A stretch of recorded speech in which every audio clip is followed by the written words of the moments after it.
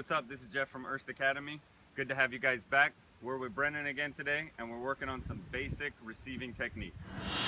Here's some key principles in creating consistently excellent first touch. First, we want to make sure that Brennan's body is perfectly prepared for the ball.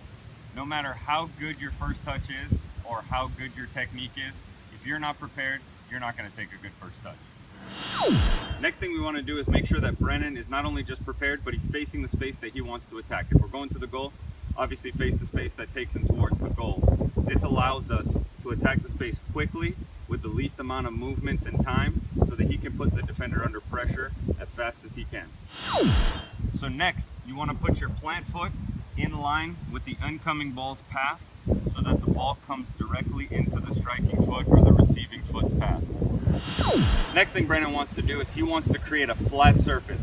He'll do that by pushing his toe as far away from him as he can and pushing his heel forward. This will create an L shape going into his non-striking foot or a 90-degree angle, and this will ensure that the ball stays in front of him rather than bouncing right or left or off of his body at an awkward angle. We also want to remember that when we are controlling the ball and Brennan has created the flat surface, that he is using the base of his foot to make contact with the ball. It's the biggest area on his foot. Next, we want to make sure that Brennan's foot height is at the right height. He wants to use the idea of the equator line on a globe. On the ball, we have a stripe here. Brennan wants to make sure that his foot is at the exact center of the ball so that the ball does not bounce down or bounce up or get stuck underneath his foot. All right, lastly, we want to talk about the idea that Brennan is going to let the ball hit his foot. That way that he can absorb the ball's power and make sure that the ball stays close to his body and close to his foot. Timing is extremely important here. He has to have his foot off of the ground at the right height. That way he can absorb the ball's pressure. So when the ball comes in, his leg absorbs that pressure and allows the ball to stay close to his foot. There's two common mistakes that happen when your foot is not off of the ground and your foot isn't up before you make contact with the ball. If Brennan's foot is on the ground, the ball will pop up.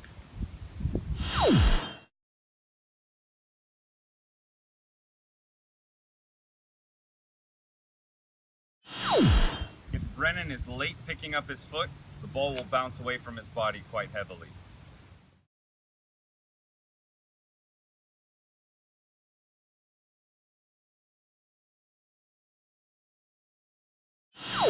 Here's a few drills that Brennan and I like to use when we're working on our receiving techniques.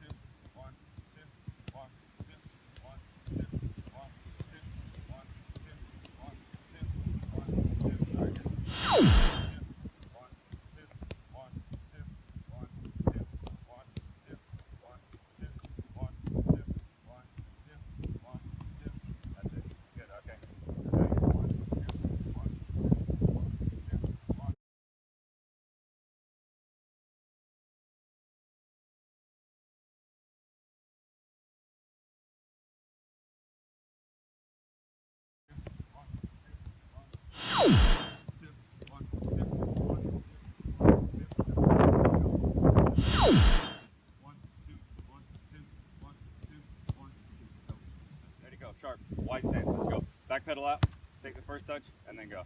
Yeah, good. All right, here we go. Boom, boom, boom, boom, boom. That's it. Back pedal out, come in, let it hit your foot, and attack. Zigzag as fast as you can, wide stance, receive with the left. That's it, good.